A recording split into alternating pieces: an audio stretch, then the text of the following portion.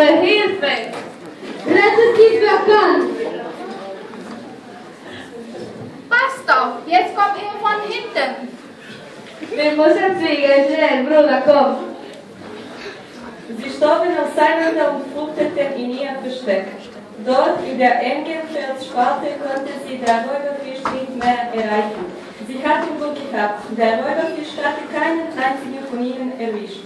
Alle hatten sich retten können, alle außer dem kleinen Fremdling. In der Felsspalte wurde es totenstill. Jeder wusste, dass in diesem Augenblick draußen der fremde Fisch um sein Leben kämpfte.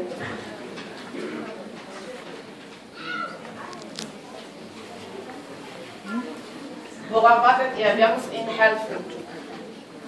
Sein Schrei suchte wie ein Blitz durch die Reichen der Fische und rüttelte sie wach. Der Regenbogenfisch hat recht. Kommt, wir helfen ihm. Ich bin dabei. Warte, ich komme auch mit.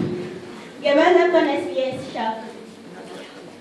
Der Regenbogenfisch flitzte hinaus und alle folgten ihm zum Riff. Auch der Zackenfisch wollte nicht abseits bleiben und schloss sich ihnen an. Im Labyrinth des Riffs verfolgte der Räuberfisch den Fremdling.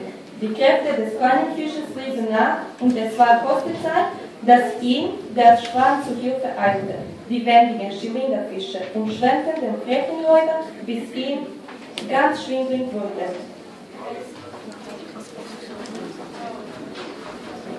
Fang mich doch, wann du kannst.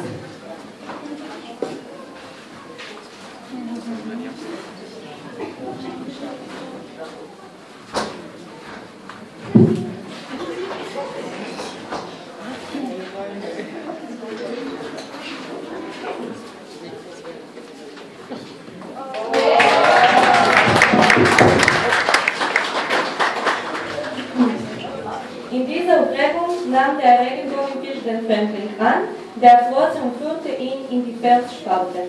Völlig erschöpft ließ der Kleine sich treiben. Seine Rettung erschien ihm wie ein Wunder. Die anderen Fische umschwemmten den Räuberfisch so lange, bis er die Jagd aufgab und ganz verwirrt davon schwamm. Nur der Zackenfisch hat ein paar Kratzer abbekommen. Mit dem mutigen Kampf gegen den Räuberfisch entschuldigte er sich bei Fremdling auf seine Weise.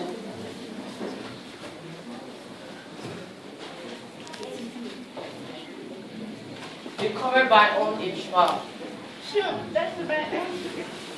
Zum Glück hat sich Kabelfisch nicht erwischt. Komm mit, du bist jetzt eine Soße und isst bleiben. Glücklich schwamm der kleine Fremdling mit den Blitzerfischen davon und war froh, dass hier im Wasser niemand seine Tränen bemerkte.